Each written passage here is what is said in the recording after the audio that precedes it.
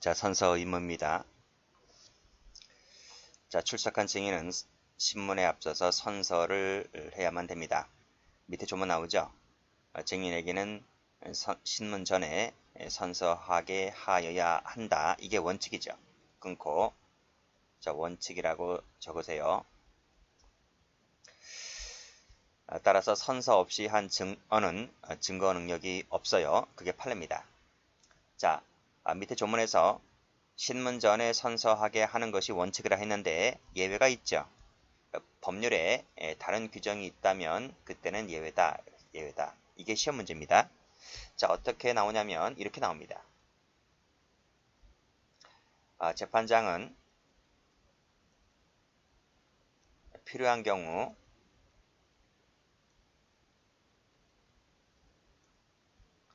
선서 후에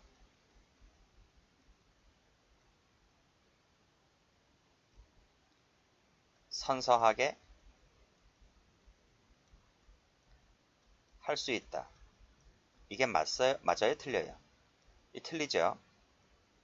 여기 뭐라고 했어요? 다른 규정이 있을 때는, 즉 법률에 다른 규정이 있을 때는 예외다 그랬어요. 그럼 여기 봐봐요. 재판장은 필요하다면 선서 후에 선서하게 할 수 있다는 말은 이게 필요하다는 경우가 무슨 말이에요? 직권이란 말, 직권. 필요한 경우인지 아닌지는 재판장이 직권으로 따진다는 것 아닙니까? 그렇죠? 그게 아니란 말이에요. 그게 아니고 법조문에 법에 다른 규정이 있다면 그 규정에 맞춰서 하라는 거예요. 재판장이 직권을 하는 것이 아니라 기출입니다. 자, 다음 조문. 재판장은 선서할 증인의 선서 전에 위증의 벌을 경고해야 한다. 그래서 경고해야 한다. 자, 경고해야 한다 했는데 만약에 경고 안 하면 어떻게 되는 거예요? 경고 안 하면 경고해야 된다 그랬는데 그게 각주에 나와 있죠? 각주 여기 3번 체크하세요. 자, 만약 위증의 벌을 경고하지 않고 한 증언은 무효가 됩니까? 무효가 안 된다는 겁니다.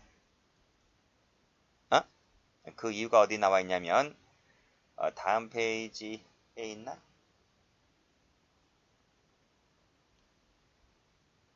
여기 있네. 여기 있어요. 여기 선서의 방식 나오죠? 자, 선서는 선서서에 따라 하면 됩니다. 선서서 보고 읽으면 됩니다. 그 선서서에 뭐라고 적혀져 있습니까? 양심에 따라 숨김과 보탬이 없이 사실 그대로 말하고 거짓말을 했다면 위증의 벌을 받는다라고 맹세하잖아요. 그걸 보고 읽었잖아요. 그쵸? 자기도 알아요. 거짓말하면 벌 받는다는 거를. 그쵸? 따라서 여기 재판장은 선서할 증인에 대하여 선서하기 전에 미리 위증의 벌을 경고를 해야 되는데 만약에 경고를 하지 않았다 하더라도 이 친구가 선서서를 보고 읽는다니까요. 그치? 거짓말하면 벌 받는다는 것을. 따라서 밑에 여기 판례를 보시면 선서 전에 위증의 벌을 경고를 안 합니다. 이 법관이 재판장이 경고를 안 했다 하더라도 자, 이 신문 절차에서 증인 자신이 선서서를 보고 읽잖아요. 보고 읽기 때문에 자기가 그리고 쌓인 서명 날인 서명을 하잖아요. 한 이상 위증의 벌을 받는다는 것을 안단 말이죠. 그래서 이거를 몰랐다고는 할 수 없기 때문에 따라서 재판장이 위증의 벌을 경고하지 않았다 할지라도 이 친구가 만약에 거짓말을 했다면 위증죄가 된단 말이에요. 위증죄가 된다. 그쵸? 그래서 위증죄로 처벌할 수가 있기 때문에 자, 따라서 위증의 벌을 경고하지 않다 하더라도 그 증언은 무효가 되지 않는다. 유효로 봐서 위증죄 처벌하는 거야.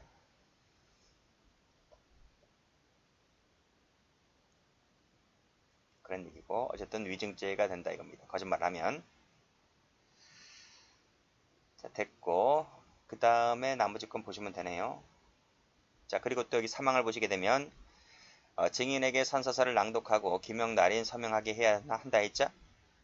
자, 끊으세요. 다만 선서서를 낭독하지 못하거나 서명을 하지 못할 때에는 이 법원 사무관이 대신 요거 읽으면 됩니다. 대행하게 한다. 자, 선서는요. 각 증인마다 해야 돼요. 여러 명 있다 할지라도 대표 선서 안 돼요. 대표로 읽는 게 아니라 증인 다 각각 다 읽어야 돼. 그쵸? 그리고 동일 신급일 때는 한 번 하면 돼요. 자, 됐고 나머지 건 그냥 보시면 되고요. 자, 선서 무능력자 볼게요. 자, 증인이 다음 각호에 해당할 때는 자, 일리 묶어보세요. 다음 각호에 해당할 때는 선서하지 않는다. 선서하지 않고 그냥 신문해야 한답니다. 의무적입니다. 의무적. 그럼 누구일 때? 여기 16세 미만일 때, 16세 미만. 그리고 이해하지 못하는 자일 때. 그쵸? 여기서 색깔 칠하세요. 16세 미만입니다. 미만. 이하 아닙니다. 이하 아닙니다. 16세 미만입니다. 14세 아닙니다. 그쵸? 받으시고. 자, 이 자들의 경우에는 선서를 시키지 않고 신문합니다. 선서를 시키지 않고 신문하면 되는데, 근데 만약에 재판장이 선서를 시켰어. 선서를 시키면 그 선서 무효인가? 아니, 선서를 시키지 선서를 시키지 않음에도 불구하고 선서 능력을 인정하는데, 그치? 증언 능력을 인정하는데, 당연히 선서 시키면 당연히 인정하는 거 아닌가? 그치? 그런 내용이에요. 그래서 여기 보시게 되면, 자, 만약에 선서를 시키지 말아야 되는데 선서를 시키고 했어요. 했다면 그 선서는 무효지만 증언 자체의 효력은 인정된다. 그쵸? 이겁니다. 그래서 판례도 선서 무능력자는 선서를 시키면 안 되는데 선서를 시켰다면 그 선서만이 무효가 되는 것이고 그렇지만 증언 효력은 인정된다. 왜? 선서를 안 시켰을 때도 증언의 효력을 인정하는 부분이기 때문에 선서를 시켰다 하더라도 그건 당연한 거지, 그치? 그런 내용이야. 어쨌든 선서만 무효일 뿐이다.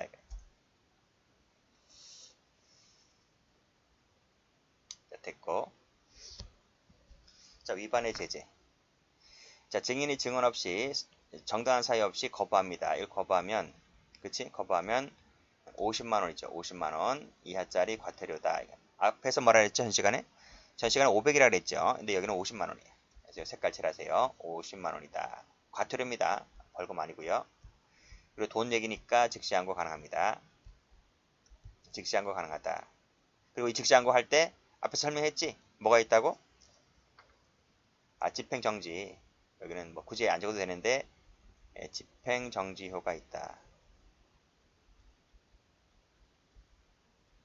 이런 얘기. 자, 그 다음에 증언 의무가 봅니다.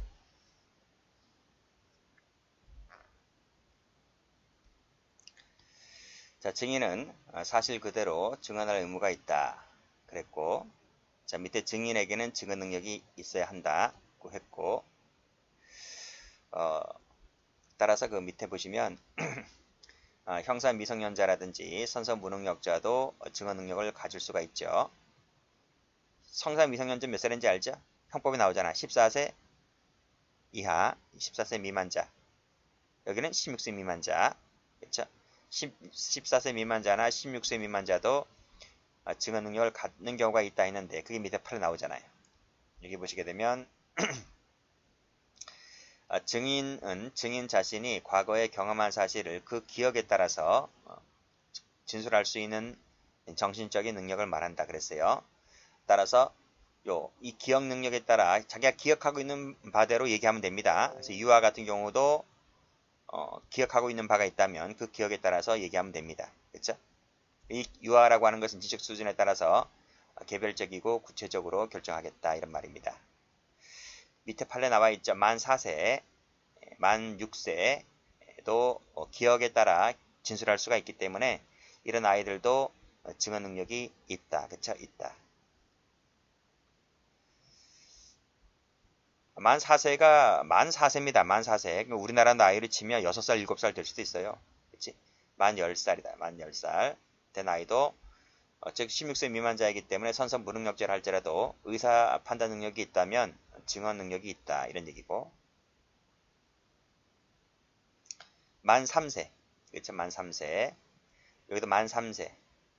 만 3세. 만 3세. 다 있어요. 다 있어요.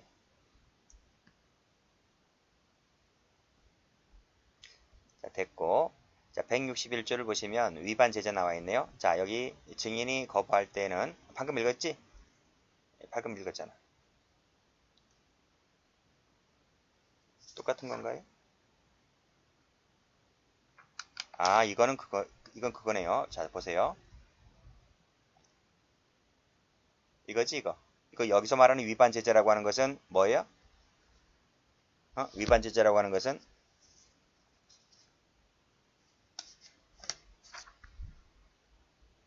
선서 의무죠. 선서 의무에 대한 위반 제재를 말하는 것이고, 그치? 그러니까 선서를 거부했을 때, 선서나 했으니까 선서를 거부했을 때를 말하는 거고, 그리고 3번에 말하는 것은 증언 파트니까 증언을 거부했을 때를 말합니다. 그렇죠? 증언을 거부했을 때. 똑같아요. 증언을 거부했을 때도 똑같이 500짜리, 50만원짜리 과태료 여기에 대해서 즉시항고 가능하다. 똑같아요. 그러니까 선서를 거부하든 증언을 거부하든 50 이하짜리 과태료다.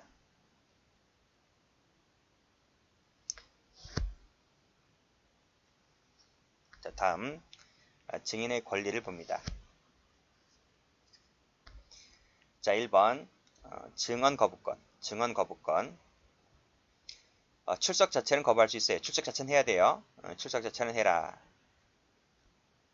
자, 밑에 증언 거부권은 자기 부재 거부 특권에 관한 것이다. 이거 어디서 했는데 뭐야 이게? 자기에게 죄가 지어진 것은 거부할 수 있는 특권이다. 영미법에서는 유리하는 겁니다. 그런 내용을 천명하고 있는 것이고, 자, 내용을 볼게요. 자, 누구든지 자기자 자기. 여기 자기나 다음 각호의 사람이 누구지? 묶어봐요. 친족이었던 사람, 과거형이지. 그러니까 예를 들면 누구를 말할 것 같아요? 이혼한 배우자지.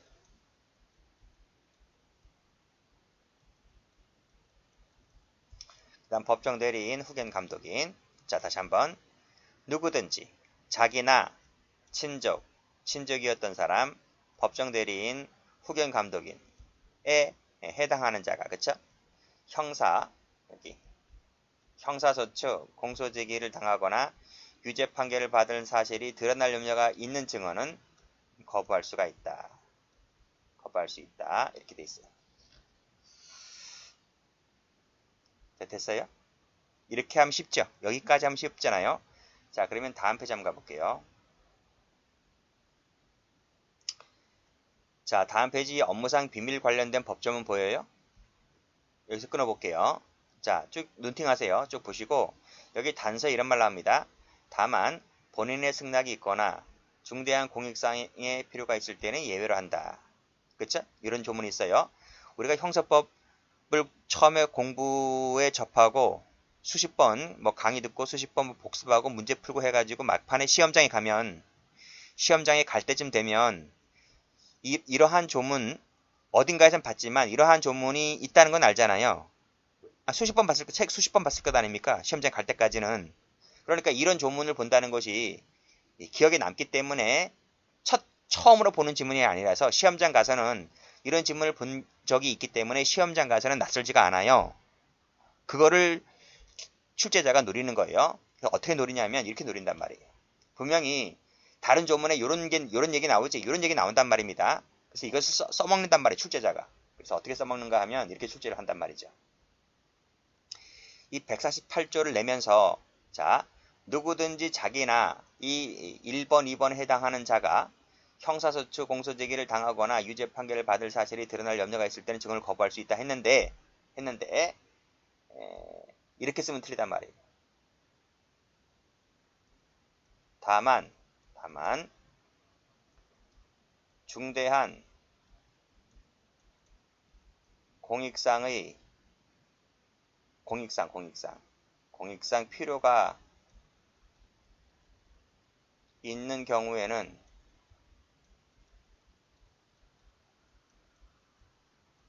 예외로 한다. 이런 조문을 단서에 집어넣어요. 단서. 여기까지는 본문을 하고 다만 중대한 공익상해가 사유가 있을 때는 예외를 한다는 말은 그때는 증언 거부가 안 된다. 이런 식으로. 하면 틀리지? 이런 단서가 없어요, 단서가. 이런 단서가 없다니까요. 응? 여기서는 단서가 없어. 그냥 누구든지 자기나 이런 사람이 만약에 법정에 서서, 그렇지? 법정에 나가서 말을 잘못하는 경우가 되면 형사소추 공소제기를 당하거나 유죄 판결을 받은 사실 드러날 염려가 있는 증언을 할 수도 있잖아요. 그치? 그럴 때는 진술을 거부할 수가 있는데 여기까지가 끝인데 단서에 이런 조문을 만들면서 이러한 얘기를 하면서 문장을 만들면 그런 문장은 틀리단 말이에요. 그런 예외정이 없습니다. 진술을 거부할 수 있다는 부분에 대한 예외정이 없어요. 그렇게 받으시면 돼요.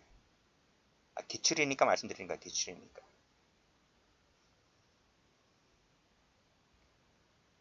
다음. 자, 거부할 수 있는 증언은 형사책임 존부와 경중에 관한 불이익을 초래할 수 있는 모든 사실에 다 미칩니다. 그래서 구속요건적 사실, 누범, 상습범, 집행유예 선고유예, 뭐 취소라든지 실효 이런 해당되는 사실 다 전부 다 존부와 경중에 관련된 것이잖아요. 이런 것들에 해당된다면 다 이런 법정에 출석한 이런 사람들이 다 거부할 수 있단 말입니다.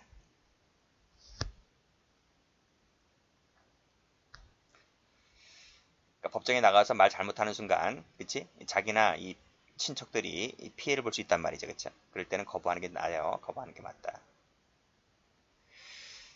자, 판례 볼게요. 여기서 형사소추라고 하는 말의 의미는 이미 저지른 범죄 사실을 말합니다. 그쵸? 이미 저지른 범죄 사실. 과거형이니까, 그쵸? 과거에 자기가 보고 들은 것, 그것을 그대로 진술하는 부분이기 때문에 과거형에 해당되는 사실을 말하는 것이지, 이 사람이 법정에 나와서 증언 함으로 인해서 발생하는 범죄, 그걸 얘기하는 게 아닙니다. 증인의 증언을 얘기하는, 증인의 증언에 의해서 비로소 범죄가 성립하는 경우를 말하는 게 아니란 말이에요. 그쵸? 이런 것도 받으시고. 또 법조문에 이렇게 나오죠. 공소제기를 당하거나 유죄 판결을 받은 사실이 반로될 염려가 있는 증언이란 말이 나오죠. 여기 가보시면. 여기 나오잖아요. 여기. 그치? 여기서 드러난다는 말 나오지. 드러난다는 말. 이 개정됐어. 개정되어서 예전에는 한자로 발로라는 말을 한글로 풀었었어. 드러난다는 부분은 개정된 거예요. 이 책이 발로된다는 말이. 자, 이 말의 뜻이 무슨 말이냐? 이 말의 뜻이란 말은 여기 증언에는 자신이 범행을 한 사실, 동그라미 1번. 그리고 범행을 한 것으로 오인되어 유죄 판결을 받을 우려가 있는 사실, 동그라미 2번. 이 둘 다를 말한다. 그쵸? 둘 다를 말한다. 이것도 시험에 나온 적이 있고. 네, 됐나요? 거기까지만 보시면 돼요. 뭐, 네 번째 줄부터 보는 게 아니고, 여기까지만 보시면 돼요. 그러면 됩니다. 자, 됐고. 그 다음에, 자, 동그라미 2번. 이미 유죄 판결, 무죄 판결, 면소 판결이 확정됐잖아요. 판결이 확정되면 기판력이라는 게 발생하죠. 저 뒤에 배워서 배우겠지만 기판력이라는 게 발생합니다. 그래서 이때는 증언 거부가 안 돼요. 증언 거부가 안 된다. 일사부재리 효과 때문에 그래요. 일사부재리라는 효과 때문에 이제는 더 이상 증언 거부가 안 된다. 이 동그라미 2번도 체크하시고. 그게 밑에 판례지. 밑에 판례. 그래서 여기 보시게 되면 유죄 확정 판결을 받은 경우에는 일사부재리 원칙에 따라 다시 처벌받지 않죠. 그래서 이제는 진실을 말하여야만 한다는 거예요. 그치? 자기의 유죄 판결이 확정됐을 때에는 증언 거부가 안 되네요. 증언 거부가. 일사부재리 효과 때문에 따라서 여기 밑에 자신에 대한 유죄 판결이 확정되었죠. 확정되었다면 설령 이것이 재심, 앞으로 이 친구가 재심을 청구할 예정이라 할지라도 이제는 진실을 말해야 되는 것이기 때문에 증언 거부권이 더 이상 허용되지 않는다 이런 말입니다. 그 사례가 밑에 2번이지. 이미 유죄 판결받아 확정되었다면, 형이 확정되었다면, 유죄든 무죄든 간에, 유죄가 키워드가 아닙니다. 유죄든 무죄든 면소든 무슨 거든 판결이 확정되었다면 기판력이 발생하였기 때문에 이 친구가 별건으로 기소된 공범 사건에 증인 출석하여 허위 진술한 사안에서 허짓하면 안 된다 그랬는데, 그치? 그치? 이 증인은 더 이상 증언을 거부할 권리가 없어요. 증언 거부할 권리가 없는데 설령 이 친구가 증언 거부권을 고지받지 못했다 하더라도 어? 이것은 절차상의 잘못이 없다. 됐나요? 그러니까 뭐야? 위증죄로 처벌하겠다 이 말이야. 됐고, 자, 그 다음 밑에, 자, 업무상 비밀 갑니다. 여기까지 일단 끊었죠? 자, 변호사, 변리사, 공증인, 회계사, 세무사, 대사업자, 의사, 한의사, 치과의사 등에 있는 자, 있던 자는, 그쵸? 여기 열거된 사람입니다. 제한적 열거입니다. 그 외자는 안 돼요. 그게 중요한 게 아닙니다. 근데 자, 이러한 자들이 업무상 위탁을 받은 사실을 알게 됐을 때, 알게 된 사실로서 타인 비밀에 관한 것은 증언 거부할 수 있습니다. 거부할 수 있습니다. 다만 예외가 뭐다? 본인의 승낙이 있거나 또는 중대한 공익사유가 있을 때에는 그때는 거부가 안 된다. 이런 내용입니다.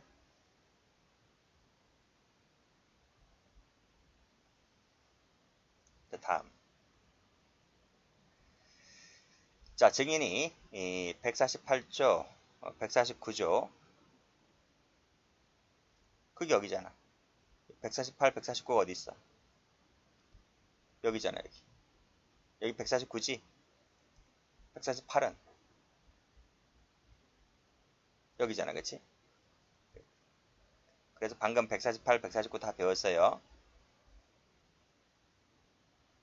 자, 148, 149에 해당하는 경우에는 재판장은 신문 전에, 그쵸? 증언 거부할 수 있다는 것을 설명해야 한다. 자, 만약에 거부할 수 있다는 것을 설명해야 되는데 고지를 안 합니다, 이 친구가. 재판장이 고지를 안 합니다. 그랬을 때 재판을 증언 거부권을 고지하지 않았다면 증거 능력이 있을까? 있어 없어요? 있다는 거야, 있다는 거야. 이거를 조심해서 보셔야 돼요. 자, 여기 판례 나오죠? 증언 거부권이 있음을 설명해야 되는데 분명히 설명하라 했잖아, 법조문에. 근데 설명하지 않았을 때 설명하지 않았단 말이야. 않았다 하더라도 증언 효력은 있다. 유효하다니까. 유효하단 말입니다. 뭐와 헷갈리지? 뭐와 헷갈리잖아요. 그게 뭔가요? 진술 거부권. 진술 거부권 고지 안 하면 그때는 어떻게 됩니까? 증거 능력 없죠. 이게 판례죠. 진술 거부권을 고지해줘야 되잖아. 진술 거부권을 고지하지 않고 행한 진술은 증거 능력이 없다는 게 판례입니다. 그런데 증언 거부권은 고지하지 않아도 증거 능력이 있어요. 그래서 여러분들이 증언 거부권인지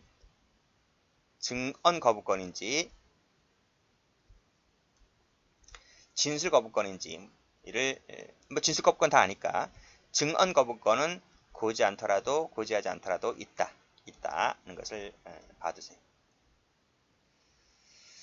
자, 증언 거부권을 고지하지 않았어요. 증언 거부권을 고지하지 않았을 때 위에서 뭐라고 했어요? 증거 능력을 인정한다 했잖아요. 그때 위증죄가 될 수 있느냐? 그 증언 거부권을 고지받지 않고서 행한 진술의 효력은 증거 능력이 있다 했는데 이때 위증죄 성립을 인정해 줄 수 있느냐와 관련해서 판례 뭐라 하냐면 원칙, 위증죄는 안 된다. 다만 예외적으로 증언 거부권을 행사함에 있어서 사실상 장애가 없을 때는 위증죄를 인정하겠다 이런 말이에요. 그래서 원칙과 예외로 나눠서 보셔야 돼요. 자, 그러면 그 판례가 밑에 나와 있습니다. 여기 나왔지? 증인신문 절차에서 법률에 규정된 증인보호 규정이 지켜진 것으로 인정되지 않은 경우 이게 뭐야? 증인보호 규정이 지켜지지 않은 것으로 지켜진 것으로 인정되지 않는 경우가 뭐냐고 지금 이게 그거지. 위에서 얘기한 이거잖아. 불고지.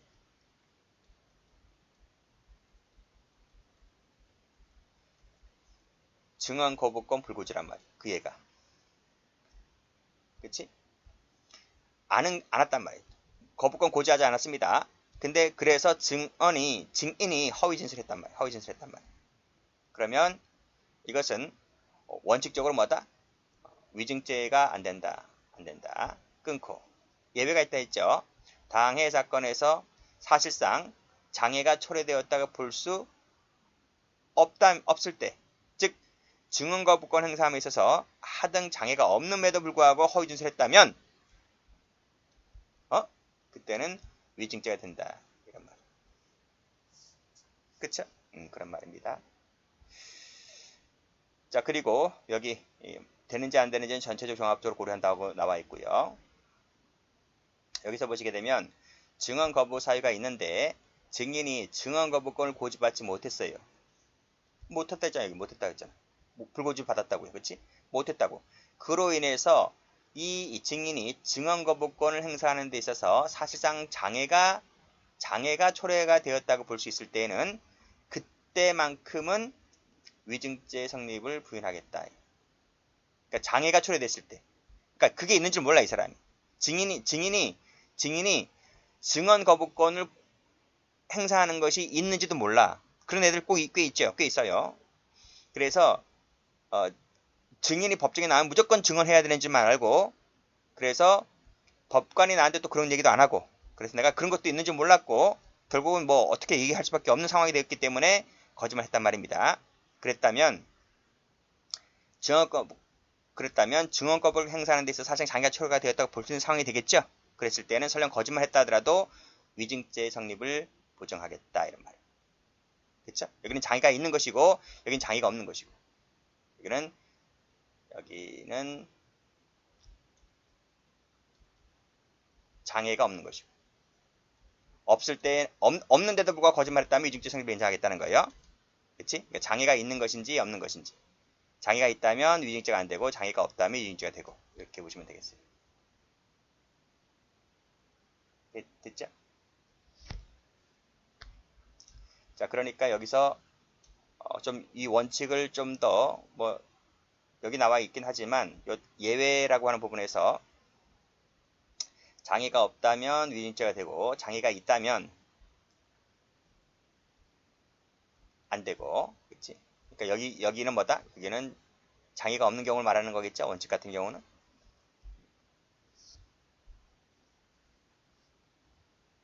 네, 됐어요. 그 다음 동그라미 3번을 가보시면 포기하고 만약에 거짓말 했잖아요. 그러면 위증죄가 됩니다. 여기 밑에 판에 나와 있네요. 포기하고 허위 진술했다면, 이 말은 무슨 말이지? 법관이 증언 거부권을 고지해 줬단 말이에요. 고지를 해 주었는데도 불구하고 이 친구가 그걸 포기하고 거짓말을 했다면 위증죄가 된다. 이런 얘기입니다.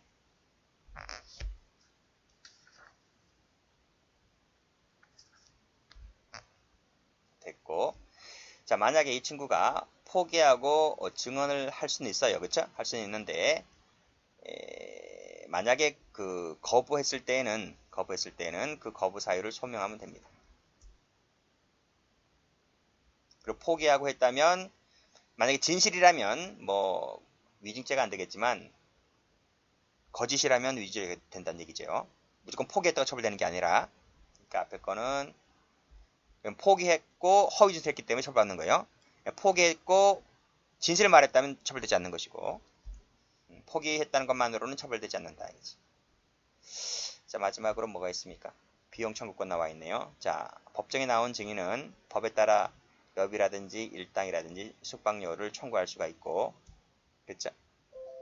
만약에 정당한 사유 없이 이 친구가 만약에 선서나 증언을 거부하잖아요. 거부했다면 예외가 되는 사유도 있습니다. 무조건 주는 건 아니고 법정에 나와서 정당하게 선서, 증언 등을 다 했다면 그에 받는 여비라든지 이런 걸 청구할 수 있습니다. 여기까지 합니다.